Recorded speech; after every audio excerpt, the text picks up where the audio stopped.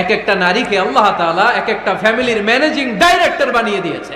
অনেক স্ত্রী আছে স্বামী ঘরে ঢুকলেই ঘরে আটা নাই, রুটি নাই, চাল নাই, ডাল নাই। অনেক বোনেরা আছে বাইরে যাওয়ার সময় পার্লারিং করে মেকআপ করে সুন্দর জামা কাপড় পরে বাইরে যায়, আর স্বামীর সামনে আসলে বুয়ার মতো থাকে। ড্রাইভারের সাথে কথা বলার সময় মিষ্টি হাসি দিয়ে কথা বলে। বাজারে শপিং করতে গেলে আসসালামু আলাইকুম ভাই কেমন আছেন, কি সুন্দর আসসালামু আলাইকুম। স্বামীর সামনে আসলে আর এই মিষ্টি কথাটা নাই। কেউ ফোন দিয়েছে, হ্যালো কে, স্বামীকে চায়, উনি বাসায় নাই, কাট। আমার বোনেরা, আমার মায়েরা, খবরদার, আপনার স্বামীর ভেতরেই আপনার জান্নাত, আপনার স্বামীর ভেতরেই আপনার জাহান্নাম। আর স্ত্রীর দিকে তাকালে যদি মেজাজ গরম হয়ে যায়, মেজাজ খিটখিটে হয়ে যায়, ঝামেলা আছে না নাই? ঝামেলা আছে। এজন্য মেহেরবানি করে আমাদের বোনরা যারা, এমন কোনো কাজ করবেন না যেটা স্বামীর মেজাজকে খিটখিটে করে দেয়। কারণ আল্লাহ তাআলা আপনাদেরকে তৈরি করেছে লিতাসকুনু ইলাইহা, স্বামী আপনার কাছে গেলেই যেন তার হৃদয়টা প্রশান্ত হয়ে যায়, ঠিক কি না? অনেক স্ত্রী আছে না জেনে না বুঝে স্বামীর সাথে এমন খিটখিটে মেজাজ দেখায় যেটা স্বামীর জন্য মেনে নেওয়া কষ্টকর। স্বামীর জন্য একটা ত্রাস হয়ে দাঁড়ায় স্ত্রী, ত্রাস। অনেক স্বামী আছে স্ত্রীর এরকম আচরণের কারণে, অতিরিক্ত প্রেসার ক্রিয়েট করার কারণে স্ত্রীদেরকে ভয় পায়। এজন্য বোনদেরকে বলবো লিতাসকুনু ইলাইহা, এমন ভাবে আপনি আপনার স্বামীর সামনে নিজেকে প্রেজেন্ট করেন যাকে আপনাকে দেখলে আপনার স্বামীর চোখ জুড়িয়ে যায়, হৃদয়টা প্রশান্ত হয়ে যায়, আপনাকে দেখলেই আপনাকে ভালোবাসতে মনে চায়, ঠিক কি না? এজন্য রব্বুল আলামিন বলেন, আমি নারীদেরকে তৈরি করেছি লিতাসকুনু ইলাইহা, যেন পুরুষেরা স্ত্রীদের সংস্পর্শ যখন পায় পুরুষদের হৃদয়টারে প্রশান্ত করে দেয় কে? রব্বুল আলামিন বলেছেন খাদিজার জন্য জান্নাতে আমি এমন একটা ঘর বানিয়েছি যেই ঘরের মধ্যে কোনো বিশৃঙ্খলা নাই। খাদিজার জন্য জান্নাতে এমন একটা প্রাসাদ আমি বানিয়েছি যেই প্রাসাদের মধ্যে কোনো আওয়াজ নাই, কোনো কোলাহল নাই, কোনো বিশৃঙ্খলা নাই। কারণ খাদিজা আমার নবীকে এমন একটা ঘর উপহার দিয়েছে যেই ঘরের মধ্যে কোনো বিশৃঙ্খলা ছিল না, আওয়াজও ছিল না। পড়েন সুবহানাল্লাহ। আল্লাহ রাসূল যখন সারাদিন কাফেরদের মাঝে কোরআনের দাওয়াত দিতেন, কোলাহল, মারামারি, জীবনের ঝুঁকি নিয়ে মক্কার কুরাইশদের মাঝে যখন দাওয়াত দিতেন, সব বিশৃঙ্খলা, ঝামেলা, গোলমাল শেষ করে রাতের বেলায় যখন খাদিজার ঘরে বিশ্বনবী ঢুকতেন, বিশ্বনবীর হৃদয়টারে প্রশান্ত করে দিত কে? আম্মাজান খাদিজা বিশ্বনবী সাল্লাল্লাহু আলাইহি ওয়াসাল্লামের জন্য এমন ঘর উপহার দিয়েছেন যেই ঘরে বিশ্বনবী আসলে বিশ্বনবীর হৃদয়টা ঠান্ডা হয়ে যায়। সুবহানাল্লাহ পড়ে। অনেক স্ত্রী আছে স্বামী ঘরে ঢুকলেই ঘরে আটা নাই, রুটি নাই, চাল নাই, ডাল নাই, এটা লাগবে ওইটা লাগবে, ওখানে যেতে হবে, একটার পর একটা ফিরিস্তি বলে বেড়ায়, আছে না নাই? না, এটা করবেন না। আপনার কি লাগবে এই সব দায়িত্ব আল্লাহ তাআলা স্বামীকে দিয়েছে, স্বামীকে জানাবেন। তবে ধীরে সুস্থে, ধীরে সুস্থে স্বামীর জন্য ঘরটাকে এমন করে রাখতে হবে যেন ঘরে ঢুকলেই স্বামীর হৃদয়টারে প্রশান্ত করে দেয় কে? এজন্য স্ত্রীর প্রথম দায়িত্ব ঘরটারে প্রশান্তির নীড় বানানো। একটা সুখী দাম্পত্য জীবনের জন্য স্ত্রীর 2 নাম্বার দায়িত্ব হচ্ছে স্বামীকে ইন্সপায়ার করা, স্বামীকে সাহস, পিছন থেকে ড্রাইভিং পুশের মতো কাজ করা। কারণ স্বামীকে যখন স্ত্রী সাহস যোগায়, স্বামীর সাহস বেড়ে যায়, ঠিক কি না? আল্লাহর হাবিব সাল্লাল্লাহু আলাইহি ওয়াসাল্লামের কাছে কোরআনের আয়াত নাযিল হলো, ইকরা বিসমি রাব্বিকাল্লাযী খালাক, খালাকাল ইনসানা মিন আলাক, ইকরা ওয়া রাব্বুকাল আকরাম আল্লাযী আল্লামা বিল কলম আল্লামাল ইনসানা মা লাম ইয়ালাম। পড়েন আল্লাহু আকবার। সূরাতুল আলাকের 5 আয়াত হেরা গুহায় যখন নাজিল হয়ে গেল, বিশ্বনবী সাইয়েদনা জিবরাইলকে নিজ আকৃতিতে দেখলেন, পা থেকে মাথা পর্যন্ত দেখে বিশ্বনবী ভয় পেয়ে গেলেন। বিশ্বনবী সাল্লাল্লাহু আলাইহি ওয়াসাল্লামের হৃদয় কাঁপতে আরম্ভ করলো। কোরআনের 5 আয়াত নিয়ে হেরা গুহা থেকে বিশ্বনবী আম্মাজান খাদিজাতুল কুবরা রাদিয়াল্লাহু তাআলা আনহার কাছে চলে আসলেন। এসে ডেকে বললেন, খাদিজা জাম্মিলুনি জাম্মিলুনি, কম্বল দিয়ে তুমি আমারে চাপা দাও, আমার ভয় লাগছে, মনে হয় আমি বাঁচব না। আম্মাজান খাদিজা বললেন, কি হয়েছে আপনার? বিশ্বনবী বললেন, বিশাল বড় একটা লোক কোরআনের 5 আয়াত নিয়ে এসেছে। ওই লোকের পা হেরা গুহার মধ্যে, মাথাটা আকাশের উপরে, এত বিশাল সত্তা বিশাল কোন মানুষ জীবনে আমি দেখি নাই, এসে সে পরিচয় দিয়েছে সে নাকি জিব্রাইল ফেরেশতা। বিশ্বনবী বললেন, মনে হয় আমি বাঁচবো না, আমার জ্বর চলে এসেছে, আমার হৃদয়ের মধ্যে কাঁপুনি শুরু হয়েছে, তুমি আমারে কম্বল দিয়ে চাপা দাও। আম্মা জান খাদিজা বললেন, ও নবী ভয় পাবেন না, আমার আল্লাহ কোনোদিন আপনারে অপমান করবেন না। সুবহানাল্লাহ পড়েন। ওয়াল্লাহি ওয়াল্লাহি লা ইউখজিক আল্লাহু আবাদা। নবী গো, আল্লাহ আপনারা অপমান করবেন না, কারণ আপনার মধ্যে এমন এমন ভালো ভালো গুণ আছে, এই গুণাবলীগুলি যে মানুষের মধ্যে থাকে তাকে আমার রব কোনোদিন অপমান করতে পারে না। চিল্লায় বলেন ঠিক কি না? নবী হে, ইন্নাকা লা তাসিলুর রাহিমা, আপনি আত্মীয়তার সম্পর্ক বজায় রাখেন। ও নবী, তাসদুকুল হাদিসা, সব সময় আপনি সত্য কথা বলেন। ওয়া তাহমিলুল কাল্লা, আপনি মানুষের বোঝা টেনে দেন। ওয়া তাকসিবুল মা'দুমা, যার উপার্জন করার কেউ নাই, নিজে গায়ে খেটে আপনি তারে উপার্জন করে দেন। ওয়া তুঈনু আলা নাওয়াইবিল হক, সত্য যেখানে বিপন্ন সেখানে আপনি সাহসী সৈনিকের মতো দাঁড়িয়ে যান। সুবহানাল্লাহ। নবী হে, আপনি ভয় পাবেন না, কারণ আপনি এমন অসাধারণ ব্যক্তিত্ব, এমন জনকল্যাণমূলক কাজের আঞ্জাম আপনি দেন, এরকম লোককে আল্লাহ কখনো অপমান করতে পারে? আপনি চালিয়ে যান, আপনাকে থামানোর মতো অপশক্তি গোটা বিশ্বে দ্বিতীয়টা নাই। চিল্লায় বলেন ঠিক কি না? বিশ্বনবীকে সাহস জুগিয়েছেন, এরকম সাহস জোগানোর মতো স্ত্রী আমাদের দরকার আছে না নাই? বিশ্বনবী সারাদিন বাইরে যখন কাফের মুশরিকদের অত্যাচার অনাচার সহ্য করে ঘরে আসতেন, আম্মা জান আয়েশা এমন সাহসিকতার বাণী শোনাতেন, এমন মোটিভেশন শোনাতেন, এমন ইন্সপায়ারেশন দিতেন, বিশ্বনবী সারাদিনের সব দুঃখ কষ্ট ভুলে গিয়ে এর পরের দিনের দাওয়াতি কাজের জন্য নতুন করে এনার্জি ফিরে পেতেন। চিল্লায় পড়েন আল্লাহু আকবার। এজন্য স্ত্রীর 2 নাম্বার কাজ হচ্ছে স্বামীকে সাহস যোগানো। 2 নাম্বার কাজ কি? স্বামীকে সাহস যোগানো, স্বামীকে সাপোর্ট দেয়া। স্ত্রীর 3 নাম্বার কাজ হচ্ছে স্বামীর ডাকে সাড়া দেয়া। কি দেয়া? স্বামী যদি স্ত্রীর সঙ্গ পেতে চায়, স্ত্রীর ওই ডাকে সাড়া দিতে হবে। রাতের বেলা স্বামী যদি স্ত্রীর সঙ্গ চায়, আর স্ত্রী যদি সঙ্গ না দিয়ে চলে যায়, ফজর পর্যন্ত স্ত্রীর উপর আল্লাহর ফেরেশতারা লানত দিতে থাকে। চিল্লায় পড়েন নাউযুবিল্লাহ। তবে হ্যাঁ, ভ্যালিড যদি কোনো কজ থাকে, ভ্যালিড কজ, অসুস্থতা, অন্যান্য কমপ্লেক্সিটি যদি থাকে, সেটা ভিন্ন ব্যাপার। কিন্তু ইগোর কারণে, ইগো, মেজাজ দেখিয়ে, রাগ দেখিয়ে কোনো বোন যদি স্বামীর আহ্বানে সাড়া না দিয়ে মুখ ফিরিয়ে চলে যায়, ফজর পর্যন্ত আল্লাহর ফেরেশতারা ওই মহিলার উপর লানত দিতে থাকে। আওয়াজ করে পড়তে হবে নাউযুবিল্লাহ। আবার বিশ্বনবী বলেছেন, খবরদার, রমজান ছাড়া কোন নফল রোজা কোন স্ত্রী যদি রাখতে চায়, নফল রোজা রাখার আগে স্বামীর কাছ থেকে যেন সে অনুমতি নিয়ে নেয়। নফল রোজা, আওয়াজ করে বলেন কি রোজা? ফরজ রোজা না।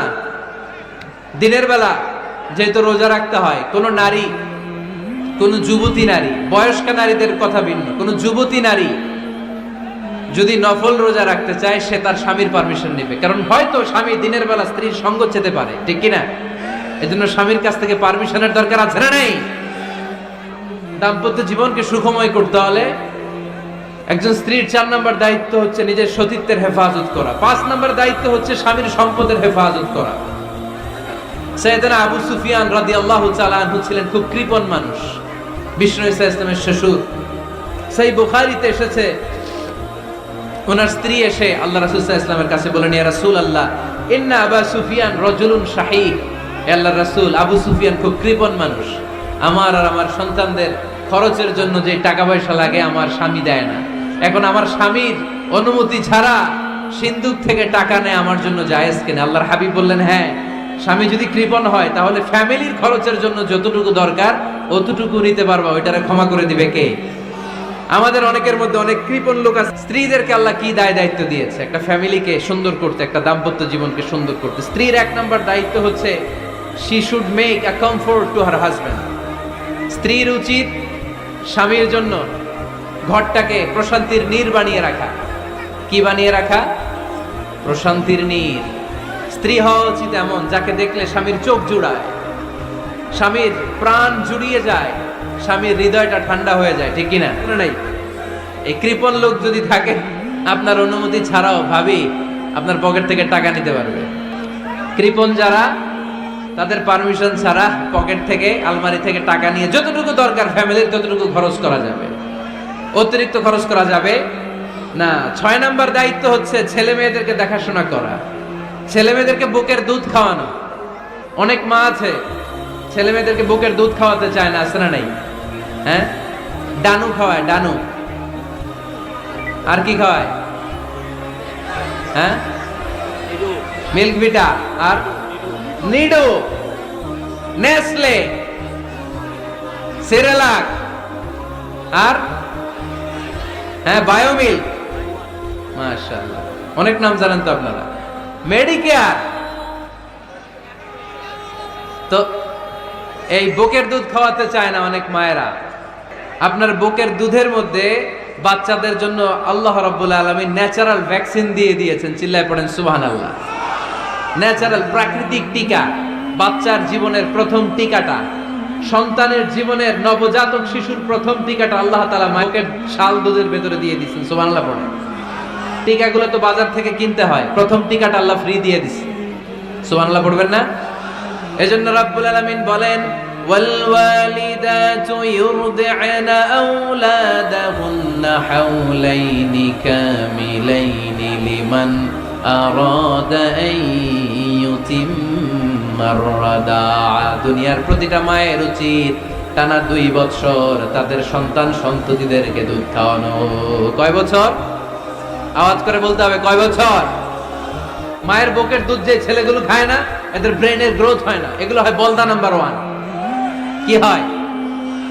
বলদা নাম্বার 1। ফার্মের মুরগির মতো এগুলা। ফার্মের মুরগি দেখছেন? ফার্মের মুরগি দেখবেন যে দোকানে যখন কিনতে যাবেন, এটারে নিয়ে যেখানে ওজন করে ওইখানে বসা রাখলে ওইখানেই বসে থাকে। আধা ঘন্টায় উঠবে না, এটা বসেই থাকে।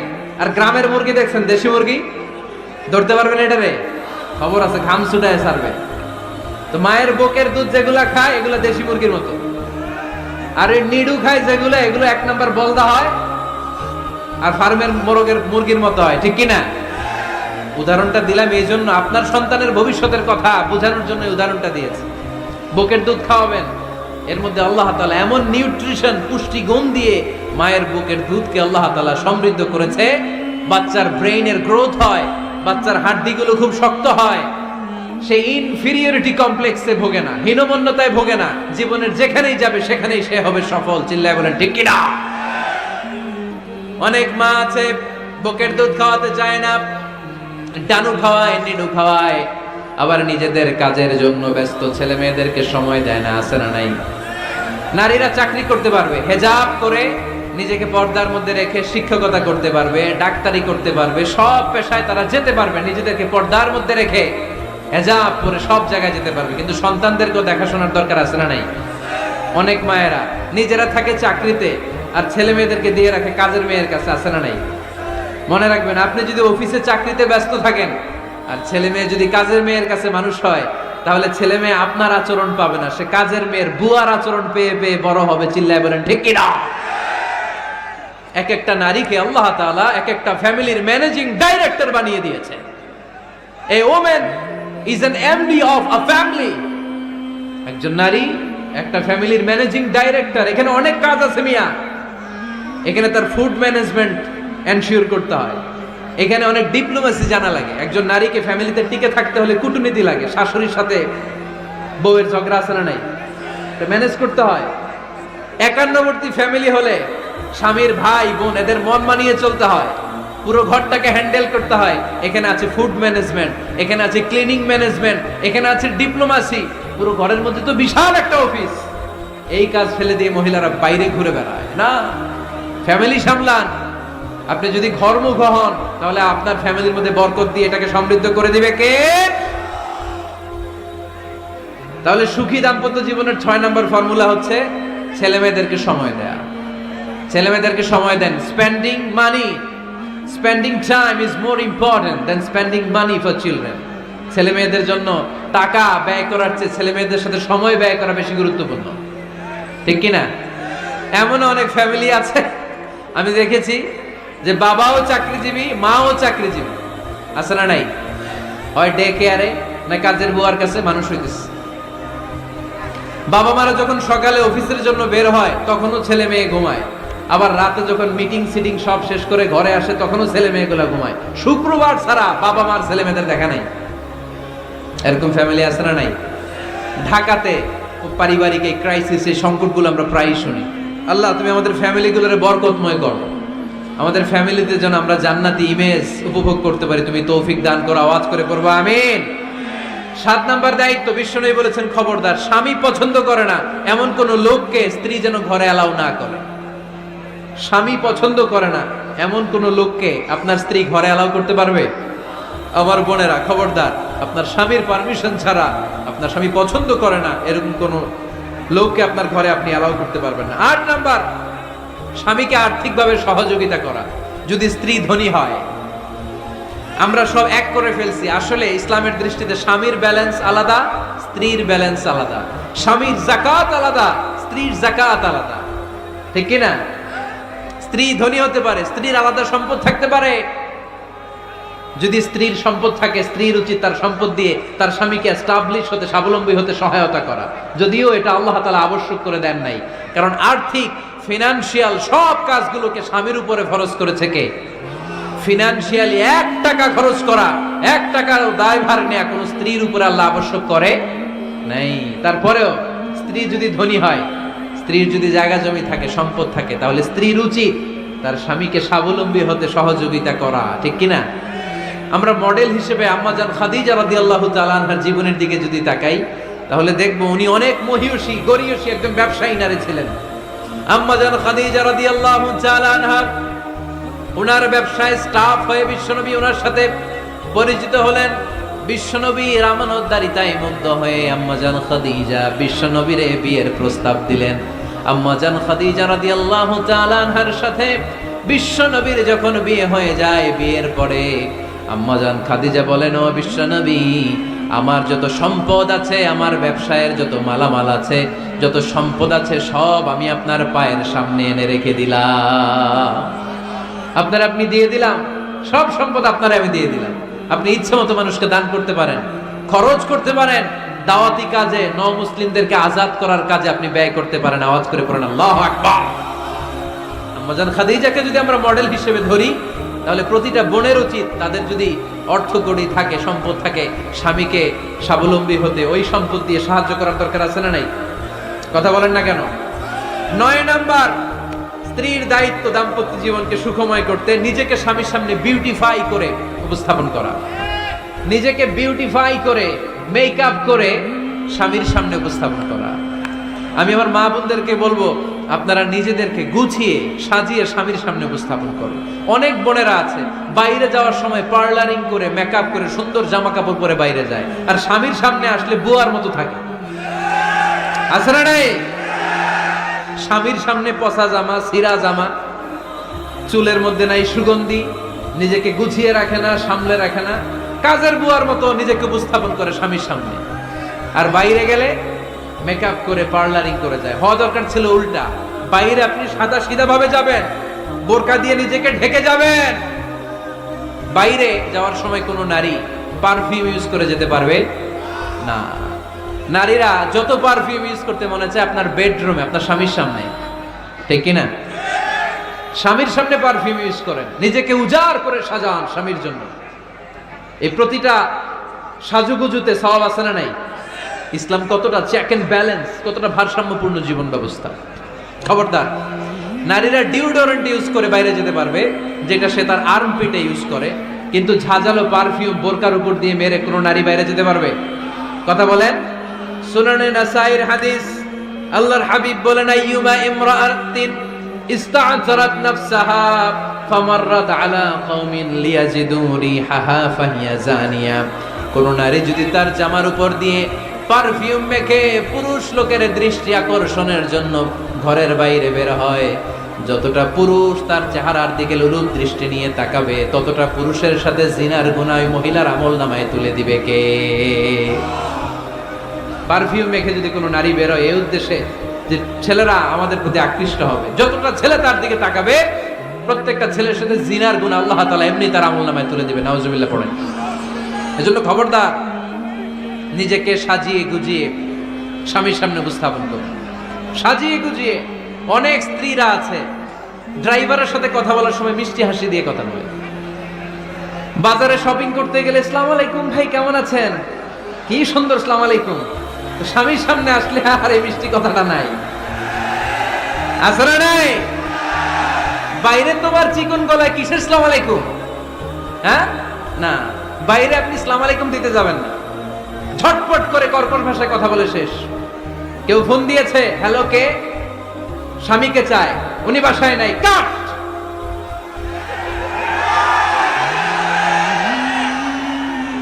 কারে চান, আপনার হাজবেন্ডের, নাই, কাট, শেষ করে দিবেন। মিষ্টি মিষ্টি আসসালামু আলাইকুম আসসালামু আলাইকুম বলা যাবে নাকি? খবরদার, খবরদার। বাজার করতে গেলে কি মিষ্টি হাসি, দোকানে গেলে কি মিষ্টি আলাপ, ড্রাইভারের সাথে কি সুন্দর কথা, সিএনজি ওয়ালার সাথে কি সুন্দর আলাপ, আর ঘরে আসলে এই চেহারাটারে এরকম করে রাখে, আসলে নাই। ঘরে আসলেই স্বামীর সাথে খিটখিটে মেজাজ, না বলে উল্টো করে ফেলছেন আপনি। বরং স্বামী ছাড়া অন্যদের সাথে কথা শর্টকাটে সারবেন, যাতে কোনো ফিতনা চলে না আসে। চিল্লায় বলেন ঠিক কিনা? আর নিজেকে স্বামীর জন্য উজাড় করে সাজান, পার্লারিং করেন, বিউটিফিকেশন করেন, মেকআপ করেন, বেডরুমে পারফিউম মাখেন, নিজেকে উজাড় করে স্বামীর জন্য সাজান। সওয়াব দিয়ে আপনার আমল নামাটারে পূর্ণ করে দিবে কে?